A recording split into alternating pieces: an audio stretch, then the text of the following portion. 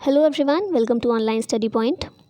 ये वीक ख़त्म हो चुका है, तो इस वीक के करंट अफेयर को रिवाइज़ कर लेते हैं। तो आज की इस वीडियो में हम 14 से 20 जून के करंट अफेयर को रिवाइज़ करेंगे।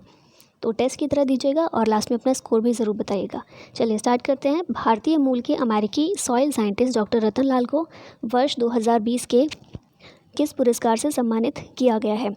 तो इन्हें सम्मानित किया गया वर्ल्ड फूड अवार्ड से। ठीक है, किन्हें? अमेरिकी सॉइल साइंटिस्ट डॉक्टर रतन लाल को 2020 के लिए वर्ल्ड फूड अवार्ड से सम्मानित किया गया है।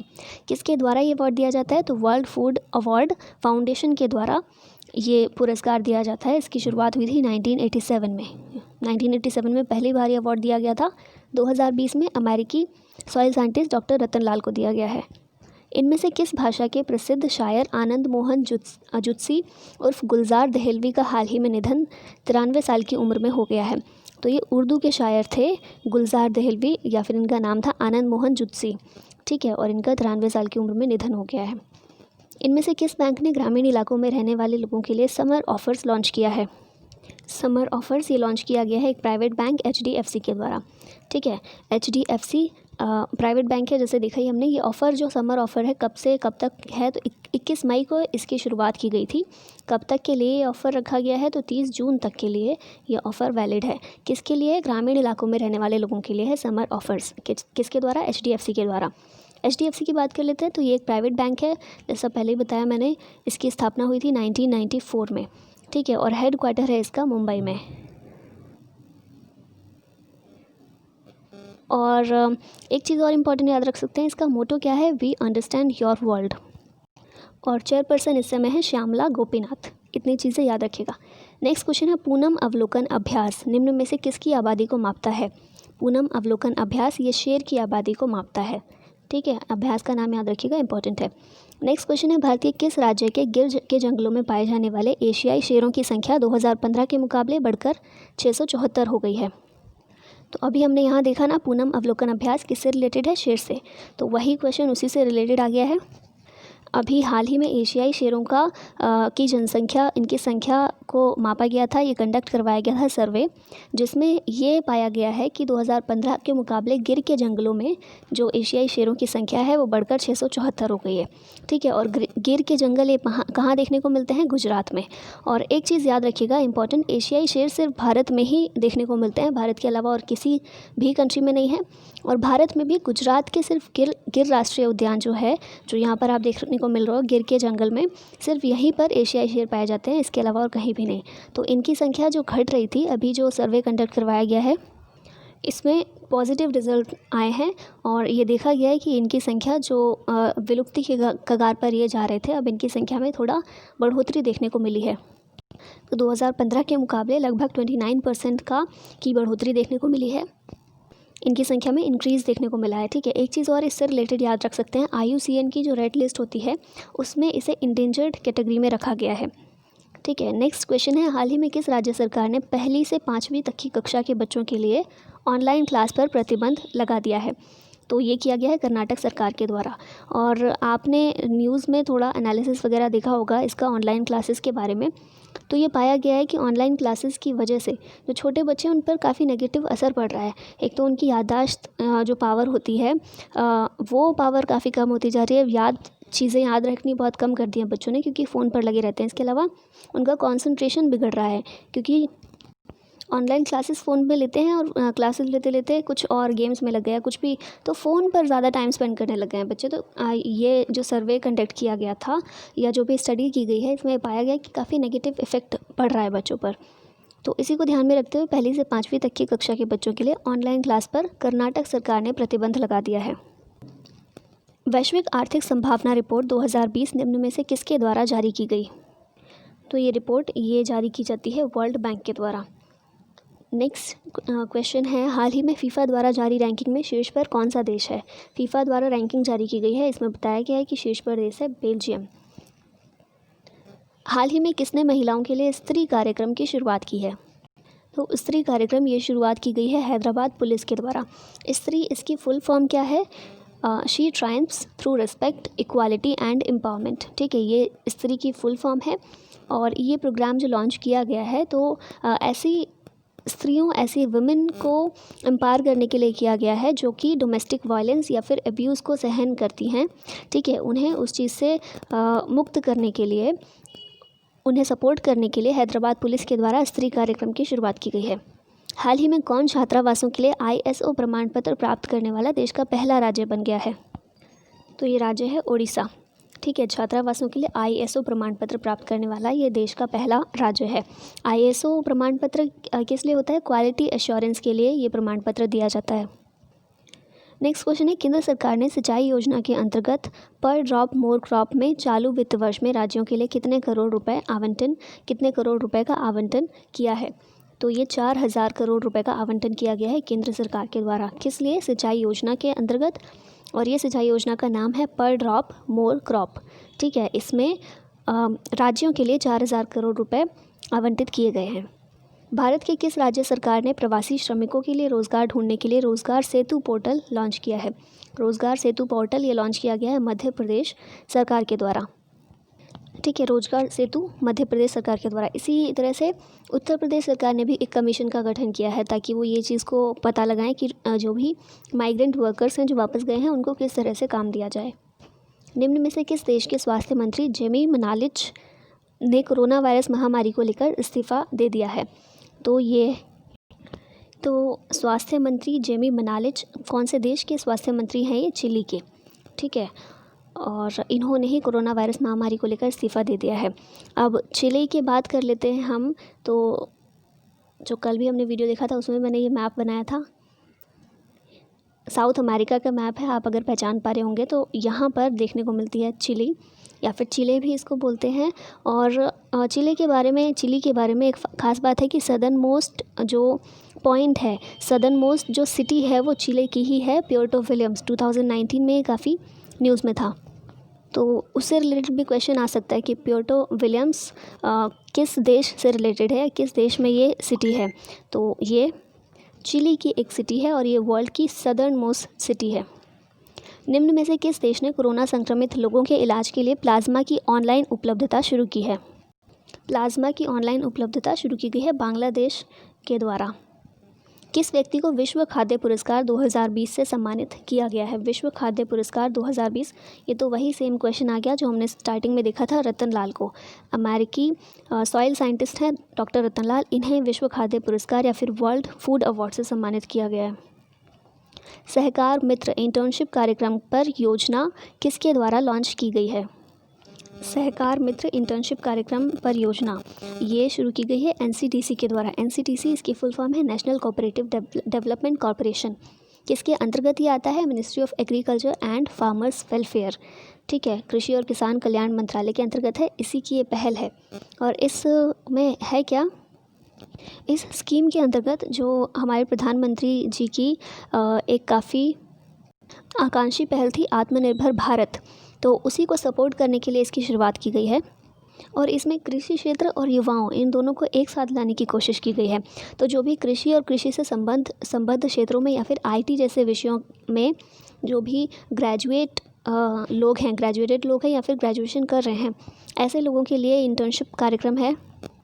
जो भी लोग हैं कृषि, व्यवसाय, वित्त, अंतर्राष्ट्रीय व्यापार, ग्रामीण विकास, परियोजना प्रबंधन, ये जो फील्ड्स हैं इनमें MBA की डिग्री के लिए या तो पढ़ाई कर रहे हैं या फिर पढ़ाई पूरी कर चुके हैं, ऐसे लोग इसमें हिस्सा लेंगे। और इसमें युवाओं को फील्ड वर्क्स दिए जाएंगे ताकि उन्हें आत्मनिर्भर होने का एक अनुभव प्राप्त हो और नई चीज़ें सीख सकें, और जो युवाओं में, जो यूथ में नए आइडियाज़ होते हैं हर एक चीज़ को लेकर, उनको यूज़ कर सकें। तो इसके लिए मेनली ये कार्यक्रम शुरू किया गया है। और NCDC की यहाँ बात हुई है तो इसकी बात कर ले, 1963 में इसकी शुरुआत हुई थी। ये एक सांविधिक निकाय है। ठीक है, सांविधिक निगम है और संसद के एक अधिनियम के अंतर्गत इसकी शुरुआत की गई थी। और शुरुआत की भी थी जिस मंत्रालय के अंतर्गत ये आता है, कृषि और किसान कल्याण मंत्रालय, उसी मंत्रालय के द्वारा एक अधिनियम पारित किया गया था, संसद में लाया गया था, और उसी के आधार पर 1963 में NCDC की शुरुआत की गई थी। नेक्स्ट क्वेश्चन है, किस IIT संस्थान ने उच्च शिक्षा संस्थानों की भारत रैंकिंग 2020 में प्रथम स्थान प्राप्त किया है? तो ये है IIT मद्रास। इसने भारत रैंकिंग 2020 में प्रथम स्थान प्राप्त किया है। शंभू S कुमारन किस देश में भारत के नए राजदूत बने हैं? शंभू S कुमारन, तो ये है south east Asian country Philippines. ठीक है, शंभू एस कुमारन, ये फिलीपींस में भारत के नए राजदूत बने हैं। फिलीपींस की राजधानी क्या है? मनीला। साउथ ईस्ट एशिया की एक कंट्री है। किस संगीतकार को ऑस्ट्रेलियाई सम्मान के लिए चुना गया है? ये संगीतकार हैं शोभा शेखर, इन्हें ऑस्ट्रेलियाई सम्मान के लिए चुना गया है। स्वास्थ्य देखभाल आपूर्ति अपडेट प्रदान करने के लिए किस पोर्टल की शुरुआत की गई है? तो ये पोर्टल का नाम है आरोग्य पथ। ठीक है, स्वास्थ्य देखभाल आपूर्ति अपडेट प्रदान करने के लिए आरोग्य पथ की शुरुआत की गई है। एशियाई चैंपियनशिप में गोल्ड मेडल जीतने वाली गोमती मारीमुथु पर किस वर्ष के लिए प्रतिबंध लगा दिया गया है? या फिर होगा कितने वर्ष के लिए प्रतिबंध लगा दिया गया है? तो 4 वर्ष के लिए गोल्ड मेडल जीतने वाली गोमतू मारीमुथु पर 4 वर्ष के लिए प्रतिबंध लगा दिया गया। और देखिए ऐसे क्वेश्चन कई सारे हम देख चुके हैं। मुझे तो लगता है जब से हमने वीकली का स्टार्ट किया है, हर एक वीक में 1 या 2 क्वेश्चन इस तरह के आ ही जाते हैं जब इस तरह का प्रतिबंध लगाया जाता है प्लेयर्स पर। और ये काफ़ी बैड इफ़ेक्ट डालता है आने वाले जो हमारे प्लेयर्स हैं या फिर वो लोग जो सोच रहे हैं इस फील्ड में आने के लिए, स्पोर्ट्स में आने के लिए। क्योंकि इमेजिन कीजिए, एक इंसान है जो पूरी मेहनत करके, अपनी मेहनत लगाकर और बहुत मुश्किलों से एक मुकाम पर पहुंचा है, वो गेम खेलने के लिए, फाइनल खेलने के लिए पहुंचा है। एक इंसान है जो ड्रग्स लेकर अपनी परफॉर्मेंस इन्हेंस कर लेता है और फिर वहाँ जाकर जीत जाता है। यहाँ भी देखिए गोल्ड मेडल इन्होंने जीता था। तो कोई कैसे विश्वास कर सकता है कि कोई एक इंसान ईमानदारी से जाकर स्पोर्ट्स में कुछ अच्छा मुकाम हासिल कर सकता है? तो ये बहुत डीमोटिवेटिंग है जब हम ऐसे बड़े बड़े प्लेयर्स को देखते हैं ना, उन पर प्रतिबंध इस तरह से लगाया जाता है। तो इसीलिए एथिक्स इन स्पोर्ट बहुत ज़रूरी है। नेक्स्ट क्वेश्चन है, बीसीसीआई के केंद्रीय अनुबंध में शामिल 5 भारतीय क्रिकेटर को किसने नोटिस जारी किया है? तो ये नाडा के द्वारा नोटिस जारी किया गया है। नाडा, नेशनल एंटी डोपिंग एजेंसी। किस लिए नोटिस जारी किया गया है? तो ये इन 5 क्रिकेटर्स से मांगी गई थी, उनके आवास से रिलेटेड जानकारी मांगी गई थी, जिसे देने में असफल रहे या जानकारी ठीक से नहीं दी गई, तो इसीलिए नोटिस जारी किया गया है। और इस नोटिस के बाद अगर कोई जवाब नहीं आता है या ठीक से जवाब नहीं आता है तो फिर 4 साल के लिए सस्पेंड किया जा सकता है। ये 5 क्रिकेटर्स कौन हैं? चेतेश्वर पुजारा, रविंद्र जडेजा, स्मृति मंधाना, केएल राहुल और दीप्ति शर्मा। ये 5 भारतीय क्रिकेटर हैं जिन्हें नाडा, नेशनल एंटी डोपिंग एजेंसी, इसके द्वारा नोटिस जारी किया गया है। इनटेक के मुताबिक भारत की किस राज्य की महानदी में 500 वर्ष पुराना 60 फीट का डूबा हुआ मंदिर मिला है? तो ये मंदिर मिला है उड़ीसा राज्य में। ठीक है, 500 वर्ष पुराना 60 फीट का डूबा हुआ मंदिर। अमेरिकी अंतरिक्ष एजेंसी नासा ने हाल ही में पहली बार किस महिला को स्पेस फ्लाइट प्रोग्राम का प्रमुख नियुक्त किया है? स्पेस फ्लाइट प्रोग्राम का प्रमुख। ठीक है, इसकी हेड होंगी स्पेस फ्लाइट प्रोग्राम की, ये है कैथी ल्यूडर्स। नासा के द्वारा इन्हें नियुक्त किया गया है। पहली बार एक महिला को स्पेस फ्लाइट प्रोग्राम की हेड नियुक्त किया गया है। 20 साल की एथलीट हिमा को असम सरकार ने खेल मंत्रालय की सिफारिश से किस पुरस्कार के लिए नामित किया है? तो हिमा दास को नामित किया गया है खेल रत्न के लिए।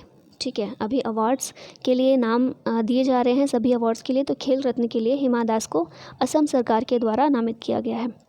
उस रेलवे स्टेशन का नाम बताइए जिसने रोबोट कैप्टन अर्जुन लॉन्च किया है। ये रेलवे स्टेशन है पुणे रेलवे स्टेशन, इसके द्वारा एक रोबोट लॉन्च किया गया है जिसका नाम है कैप्टन अर्जुन। घर घर निगरानी मोबाइल एप्लीकेशन किस राज्य के द्वारा लॉन्च किया गया है? घर घर निगरानी मोबाइल एप्लीकेशन ये लॉन्च किया गया है पंजाब के द्वारा। किस देश ने अपनी एक सड़क का नाम बदलकर गुरु नानक देव जी के नाम पर रखने की घोषणा की है? तो ये कंट्री है ब्रिटेन।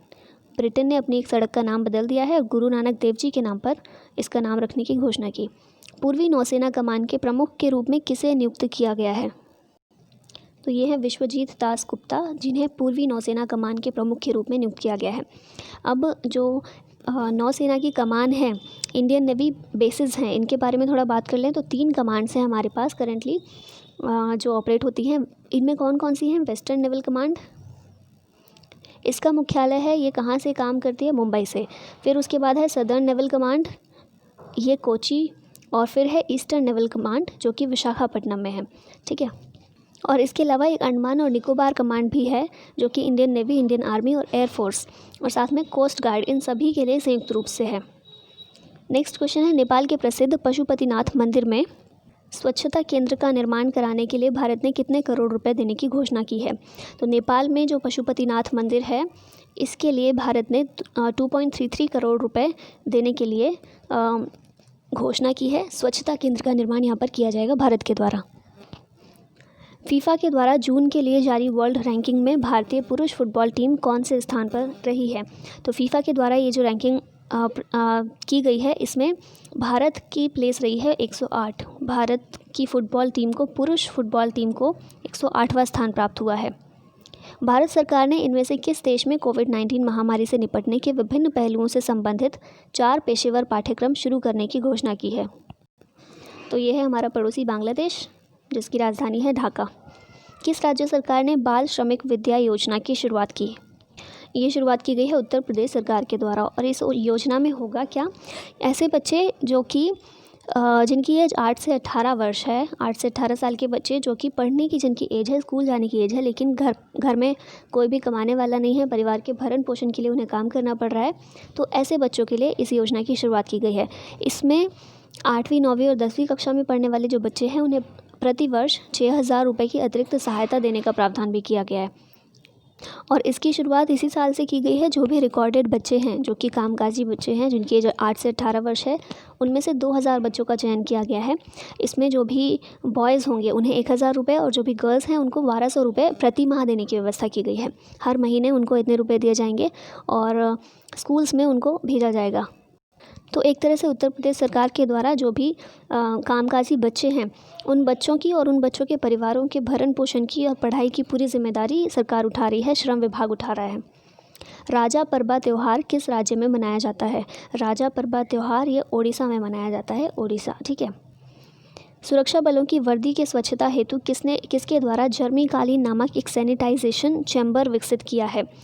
ये चैम्बर विकसित किया गया है DRDO के द्वारा। अमेरिका के हॉकिंसन शहर में किस भगवान की 25 फीट लंबी प्रतिमा को स्थापित किया गया है? तो ये हनुमान जी की ये 25 फीट लंबी प्रतिमा को स्थापित किया गया है अमेरिका के हॉकिंसन शहर में। Next question, IMD world competitiveness ranking 2020 में भारत कौन से स्थान पर है?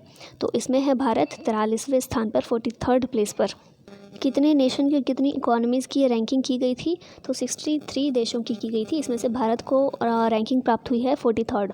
टॉप पर कौन रहा है? सिंगापुर। ठीक है, सिंगापुर रहा है टॉप पर। USA लास्ट टाइम था, 2019 में USA टॉप पर था, अभी सिंगापुर है। सेकेंड नंबर पर आ गया है डेनमार्क। लास्ट ईयर जो ये रैंकिंग की गई थी उसमें डेनमार्क की पोजीशन थी 8th। ठीक है, और अभी सेकंड प्लेस पर है। थर्ड प्लेस की बात करें तो स्विट्ज़रलैंड है और नीदरलैंड ये 4th प्लेस पर है। USA जो लास्ट टाइम फर्स्ट रैंक जिसकी थी, अभी इस बार उसकी 10th रैंक हो गई है। तो ये कुछ इंपॉर्टेंट कंट्रीज़ हैं जिनका आप याद रख सकते हैं। और ब्रिक्स नेशन की बात करें तो इंडिया की 2nd रैंक है ब्रिक्स नेशन के अंतर्गत। ठीक है, ब्रिक्स में पहले चाइना है और फिर बाद में इंडिया है। तो ये कुछ इंपॉर्टेंट रैंकिंग्स थी देशों की, आप याद रख सकते हैं। फुटबॉल लीग बुंदेसलीगा खिताब पर बायर्न म्यूनिख ने लगातार कौन सी बार जीत लिया है? तो ये लगातार 8वीं बार ये खिताब जीता है। हाल ही में प्रधानमंत्री नरेंद्र मोदी के किस अभियान के अंतर्गत देश में पहली रोग निदान प्रयोगशाला तैयार हो गई है? देश में पहली रोग निदान प्रयोगशाला आत्मनिर्भर भारत अभियान के अंतर्गत तैयार की गई है। ठीक है, आत्मनिर्भर भारत अभियान मतलब हमें आत्मनिर्भर बनना है, तो इसी के तहत पहली रोग निदान प्रयोगशाला तैयार की गई है। किस कंपनी ने DARPG के साथ जन शिकायतों पर प्रतिक्रिया कॉल केंद्र शुरू करने हेतु भागीदारी की है? तो ये BSNL के द्वारा ये भागीदारी की गई है, जन शिकायतों पर प्रतिक्रिया कॉल केंद्र। किस राज्य सरकार द्वारा सोनी योजना लागू की गई है? ये गुजरात सरकार के द्वारा इसकी शुरुआत की गई है।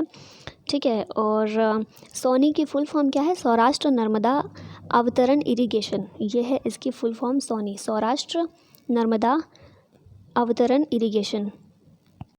इस योजना के अंतर्गत एक्चुअली क्या किया जाएगा कि नर्मदा रिवर जो है उसमें जो भी एक्सेस वाटर है जिसकी वजह से फ्लड आ जाता है, बाढ़ आ जाती है, उस वाटर को सौराष्ट्र रीजन की तरफ मोड़ दिया जाएगा। लिंकिंग प्रोजेक्ट की तरह ये एक तरह से है ये स्कीम, ये योजना, और इसको एक तरह से इरिगेशन डैम की तरह यूज़ किया जाएगा सिंचाई के लिए। इस जो डैम बनाया जाएगा सिंचाई के लिए इस पानी का प्रयोग किया जाएगा। ठीक है, गुजरात के द्वारा। और ये कोई नई स्कीम नहीं है, 2016 में ही शुरू कर दी गई थी और अभी इसका 3rd फेज़ लागू किया गया है, इसीलिए इम्पॉर्टेंट है और न्यूज़ में है। अब यहाँ पर नर्मदा रिवर की बात हुई है तो उसके बारे में थोड़ा सा जान लेते हैं। इस रिवर को रेवा के नाम से भी जानते हैं। इसे लाइफ लाइन ऑफ गुजरात और मध्य प्रदेश कहा जाता है। ठीक है, गुजरात और मध्य प्रदेश को की लाइफ लाइन नर्मदा रिवर को कहा जाता है। शुरुआत इसकी कहाँ से होती है, ये कहाँ से ये नदी निकलती है, अमरकंटक प्लेटू जो है वहाँ से ये नदी निकलती है मध्य प्रदेश में, और फिर विंध्य और सतपुड़ा रेंजेस के बीच में से निकलकर वेस्ट में ये फ़्लो करती है। ठीक है, और लास्ट में अरब सागर में जाकर अपना जल गिराती है। तो बहुत कम ऐसी नदियां हैं भारत में जो वेस्ट फ्लोइंग हैं, उनमें से एक है नर्मदा रिवर।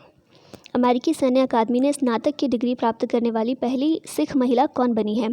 तो पहली सिख महिला ये बनी है अनमोल नारंग।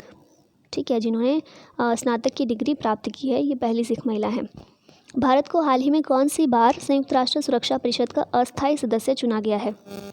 तो भारत को 8वीं बार यूएनएससी जो है, यूएन का सुरक्षा परिषद है, संयुक्त राष्ट्र सुरक्षा परिषद, उसका अस्थायी सदस्य चुना गया है। पहली बार 1950 में भारत अस्थायी सदस्य के रूप में चुना गया था, और अभी 8वीं बार है। टर्म कब से कब तक रहेगा? 2021 से 2022 का टर्म रहेगा भारत का, जिसमें अस्थायी सदस्य के रूप में भारत काम करेगा। ठीक है, और यूएनएससी की बात करें, यूएन के सिक्योरिटी काउंसिल में कुल 15 सदस्य देश होते हैं।